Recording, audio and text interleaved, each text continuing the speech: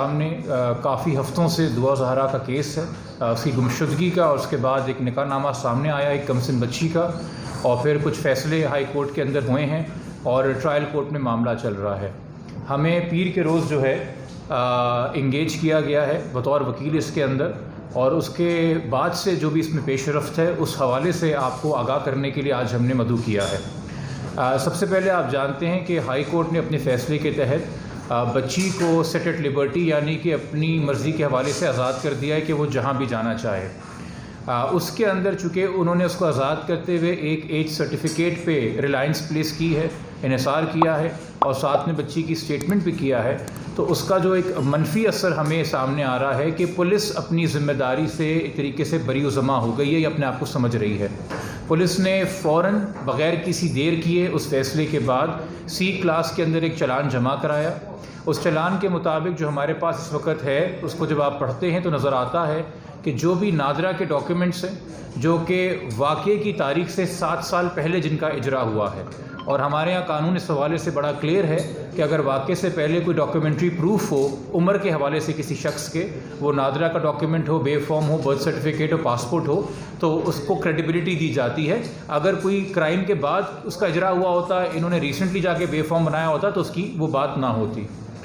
तो उसको रद्द कर दिया और इन्हिसार इस बात पे किया है कि जी बच्ची 17 साल की है। इसमें एक और पहलू हमारे लिए ज़ेर गौर ये है कि जिस एज सर्टिफिकेट पे रिलाई कर रही है पुलिस और उसको हतमी मान रही है और अपनी तरफ से एक फ़ाइनल एडजुडिकेटर बन गई है कि तारीख़ पैदाइश बच्ची की या उम्र बच्ची की क्या है, उस मेडिकल सर्टिफिकेट को जो है एक डॉक्टर ने तश्कील दिया है, तैयार किया है।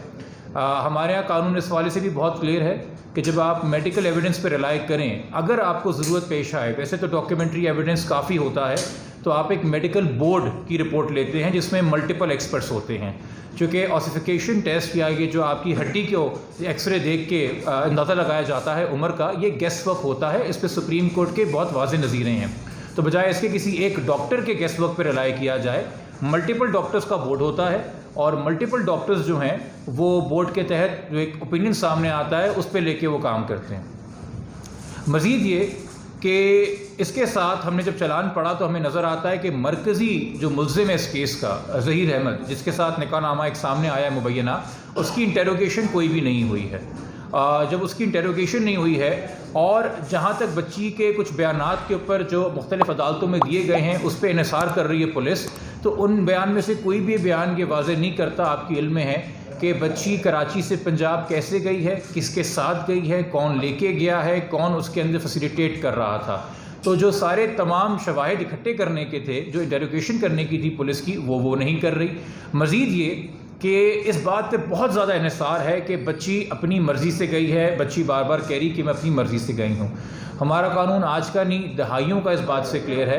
कि जहाँ 16 साल से कम उम्र हो किसी बच्ची की, वहाँ पे जब वो घर से जाती है और उसका जो मेंटल स्टेट है वो इममटीरियल होता है। अदालत 16 साल से कम बच्ची का मेंटल स्टेट या उसकी रजामंदी for the purposes of abduction and kidnapping नहीं देखती। हम इस वक्त शादी या निकाहनामे की बात नहीं कर रहे, ये अलग अलग ऑफेंसेस है, तो मैं वाज़े कर रहा हूँ। उसकी वजह यह है कि किडनैपिंग का जो कानून है उसमें जो डेफिनेशन दी गई है, उस डेफिनेशन के अंदर ही लिखा गया है कि जहाँ बच्ची 16 साल से कम हो या लड़का 14 साल से कम हो, वहाँ ज़रूरी नहीं कि उसे टेक अवे यानी कि पकड़ के लेके जाया जाए, वहाँ पे इंटाइसमेंट भी हो सकती है। इंटाइसमेंट है वर्गला के, बहला फुसला के, राज़ी करके, और यहाँ तक नज़ीरें हैं कि ज़रूरी नहीं है कि कोई इंसान घर आया हो बच्ची को अगवा करने के लिए। अगर किसी इंसान ने इस तरह का सिनेरियो क्रिएट किया था कि बच्ची को गारंटी दी हुई थी कि तुम अगर अपने घर से निकल के पॉइंट ए से पॉइंट बी तक आ जाओ तो उसके बाद हम तुम्हें शेल्टर भी देंगे, हम तुम्हें अपने पास भी रखेंगे, यानी कि हम तुम्हें अब तुम्हारे वालिदैन की सरपरस्ती से दूर रखेंगे, तो वो किडनैपिंग के ज़ुमरे में आता है। ये तमाम तर चीज़ें जो हैं, हमें चालान में क्या इनकी इन्वेस्टिगेशन हुई नज़र नहीं आ रही। उससे बहुत बड़ा मसला कि आपके इल्म में है 20 तारीख को पीर को ट्रायल कोर्ट के सामने चार्ज के ऊपर फैसले के लिए जज साहब ने रखा हुआ है कि अगर हमारे कोई दलाइल हैं तो वो सुनेंगे। हमें अब तक कोई ना कोई दुश्वारी क्रिएट करके पुलिस अपनी इन्वेस्टिगेशन फ़ाइल शेयर नहीं कर रही। प्रोसीजर ये होता है कि जब चालान कोर्ट में जमा हो जाए तो पुलिस अपनी इन्वेस्टिगेशन फ़ाइल जो है वो जमा करा देती है प्रोसिक्यूशन ब्रांच में, और चूँकि हमने एप्लीकेशन दी हुई है अदालत के सामने कि हमें प्रोसिक्यूशन को असिस्ट करने दिया जाए बतौर मुद्दई मुकदमा, तो हम प्रोसिक्यूशन ब्रांच से वो तमाम शवाहिद हासिल कर सकें, उसको खोल के एक एक वर्क देख सकें, पता कर सकें किन किन गवाहों के बयान कलमबंद किए गए हैं, कहाँ कहाँ से क्या चीज़ें गैदर की गई हैं, किन किन चीज़ों का मुशीरनामा बनाया है, किन किन चीज़ों की फ़र्द बनाई है। हमें इसकी एक्सेस नहीं दी जा रही, हमें बस कहा जा रहा है कि जो 1.5 पेज की समरी लिखी आईओ साहब ने, इसी को कर लें काफ़ी है, यही पढ़ के आप मुतमईन हो जाइए। इस रवैये के हवाले से जो मेरे ख़्याल में एक तरीके से अनप्रोफेशनल है और इनकॉम्पिटेंट है, हमने गुज़िश्ता रोज़ एक एप्लीकेशन मूव की है IG सिंध साहब को और एडिशनल IG इन्वेस्टिगेशन सिंध को कि हमें इसके अंदर चेंज ऑफ इन्वेस्टिगेशन ऑफिसर चाहिए, हमें इस केस में री इन्वेस्टिगेशन चाहिए, जिसके बाद पुलिस एक सप्लीमेंट्री चालान हक़ाइक़ के ऊपर मबनी पेश करे अदालत के सामने, और इसके साथ साथ हमें ड्यू प्रोसेस के ज़रिए रसाई दी जाए पुलिस इन्वेस्टिगेशन फ़ाइल तक, ताकि हमारा जो फेयर ट्रायल का राइट है वो ख़राब ना हो। इस पूरे मामले में हम क़यास आराइयों पे नहीं जा रहे, जो प्रोसीजरल रिक्वायरमेंट्स हैं कानून की वो पूरी होती नज़र नहीं आ रही, इसको हमने एजिटेट किया है। उसके साथ मज़ीद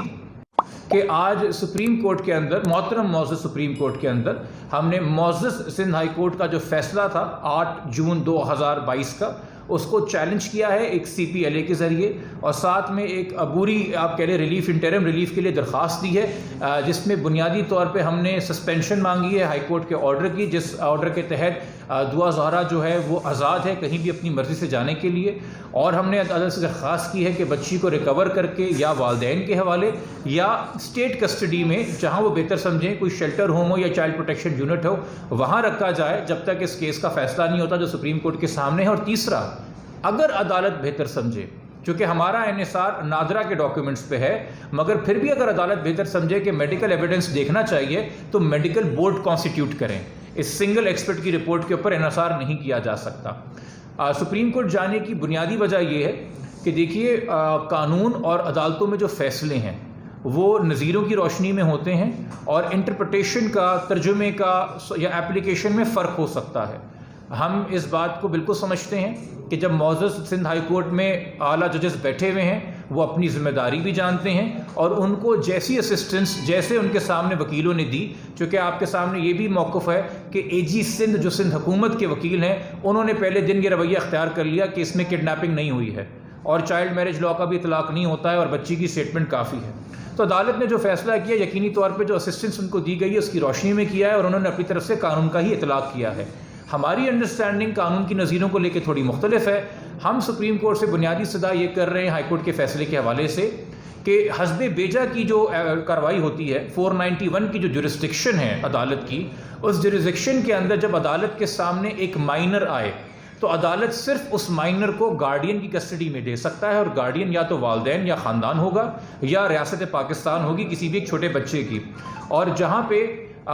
ये ख़दशा हो, कोई कंट्रोवर्सी आ जाए कि क्या बच्चा माइनर है कि नहीं, तो इस कंट्रोवर्सी को, चूँकि ये फैक्चुअल कंट्रोवर्सी है, उसको तय करने का इख्तियार और मिजाज जो है वो फैमिली कोर्ट के पास है। और इसमें भी सुप्रीम कोर्ट की नज़ीरें मौजूद हैं कि ऐसी सूरत हाल के अंदर अदालत को, हाई कोर्ट को चाहिए था कि बच्ची शेल्टर होम जाती और हमें राइट मिलता बतौर वालिदैन कि हम फैमिली कोर्ट से रुजू करते, फैमिली कोर्ट एक प्रॉपर ट्रायल कंडक्ट करती, एज के हवाले से अपने आप को सेटिस्फाई करती, और अगर बच्ची के कोई खदशात या जो भी मामला हैं उसका भी बयान लेती, वालिदैन का भी मौक़िफ़ सुनती, और फिर तय करती कि क्या बच्ची वालिदैन के हवाले कर दी जाए या जब तक वो 18 साल की नहीं होती वो शेल्टर होम में रहे। ये जो हम बात कर रहे हैं ये कोई अनोखी नहीं है। 3 से ज़ायद केसेस के अंदर हम खुद सिंध हाई कोर्ट के अंदर इस तरह की डायरेक्शंस अपने सामने देख चुके हैं। एक केस सिर्फ एक ही का मैं हवाला दूंगा, आरजू, जो आप लोगों के सामने 2 साल पहले हुआ था। बाकी केसेस का मैं हवाला इसलिए नहीं दे रहा चूँकि मुझे इस बात की खुशी है कि उनकी तशहीर मीडिया पे नहीं हुई, और यहाँ पे बतौर एक ऑफिसर ऑफ द कोर्ट भी, एक वकील भी, एक ज़िम्मेदार शहरी भी, जहाँ तक गुमशुदगी का केस है वहाँ तक यकीनी तौर पे किसी का बच्चा गायब हो तो इंसान एक शोर मचाता है कि जी मेरा बच्चा ढूंढने में मेरी मदद करें। मगर जहाँ आपके सामने किसी छोटी कमसिन बच्ची के साथ कोई निकाहनामा आ जाए और कोई ख़दशा हो कि इसके साथ किसी किस्म का सेक्शुअल ऑफेंस हुआ होगा, वहाँ बेहतर है कि हम कम से कम नाम इस्तेमाल करें और कम से कम आइडेंटिटी करें, क्योंकि ये भी हमने जहन में रखना है कि इस बच्चे ने आगे बड़े भी होना है, और आजकल सोशल मीडिया की डिजिटल एज की दुनिया में गूगल से कोई चीज़ छुपी नहीं है। आज कोई बच्चा अपना नाम गूगल पर डालेगा तो उसके सामने किस किस्म के आर्टिकल्स और क्या क्या बातें आएंगी। ये सारी चीज़ों से हम खैर लापरवाह हो जाते हैं। तो हाई कोर्ट जो है वो ये आज़ादी का फ़ैसला नहीं दे सकती थी। और दूसरा जो अदालत ने, हाई कोर्ट ने, मौजूद अदालत ने हमारे नज़रिए में जो एक इक़दाम उठाया है कि एक फ़ैसले के अंदर ये मान के और जान के कि एक फैक्चुअल कंट्रोवर्सी है एज को लेके, और अदालत अपनी आइनी जुरिस्डिक्शन में, आइनी पिटिशन के दायरा कार में ये फैक्चुअल कंट्रोवर्सी एड्रेस नहीं कर सकती कि उम्र 17 है, 18 है या 14 है, फिर उसी फैसले के आखिर के अंदर एक बच्ची को आज़ाद कर देना pursuant to the age certificate, यानी कि उसी मेडिकल सर्टिफिकेट पे जिसमें 17 साल है, तो एक तरीके से कहते हुए कि हम फैक्चुअल कंट्रोवर्सी सॉल्व नहीं कर सकते, उन्होंने कर दी। और उसका ये असर अंदाज आता है कि जैसे अदालत ने एक हतमी उम्र तय कर दी बच्ची की। तो ये, और जो इस वजह से मैंने आपको शुरू में बताया था कि ट्रायल के ऊपर मनफी असरात हो रहे हैं, तो ये तमाम चीज़ें हमने सुप्रीम कोर्ट के सामने रखी है और हमने एक दरख्वास्त लगाई है कि हमें जो आने वाला हफ्ता है इसमें अर्जेंट हियरिंग दी जाए। यकीनी तौर पे अदालत आलिया जो है, सुप्रीम कोर्ट जो है, उससे और ऊपर कोई अदालत नहीं है, वो सुप्रीम जुडिशल अथॉरिटी है। वो अपनी ज़िम्मेदारियाँ हमसे बहुत बेहतर समझती हैं और हमें यकीन है कि हमारी कम से कम एप्लीकेशन को एक फ़ेयर हेयरिंग मिलेगी और अदालत अपने स्केड्यूल के मुताबिक जितना जल्द हो सकेगा इसको समाअत के लिए फ़ेस करेगी। चूँकि मैं इस केस में सिर्फ मंडे से इंगेज हुआ हूँ और मेरा लीगल चेम्बर इंगेज हुआ है, तो इससे पहले जो बहुत सारी क़ियास आराइयाँ और बातें अलग अलग लोगों की तरफ से हुई, मैं सिर्फ उसमें एक बात कहना चाहूँगा कि देखिए, बतौर वकील, बतौर ऑफिसर ऑफ द कोर्ट, हमारी इज़्ज़त या हमारा वक़ार अदालत से बढ़कर नहीं हो सकता। अगर अदालतों का एहतराम है तो वही वकालत का और कानून का और वकीलों का एहतराम है। तो हम क़ियास आराइयों से जो है दूरी अख्तियार करें, इज्तनाब करें, और बेहतर है कि प्रोसीजर के ऊपर, चूँकि मामला अब सब जुडिस है, हम सिर्फ उसके ऊपर, मैं मीडिया को आगाह करना चाह रहा था कि हमारी इस्तदा क्या है, क्या होगा, क्या होना चाहिए, कैसे होगा, ये पेशन गोइयाँ हैं।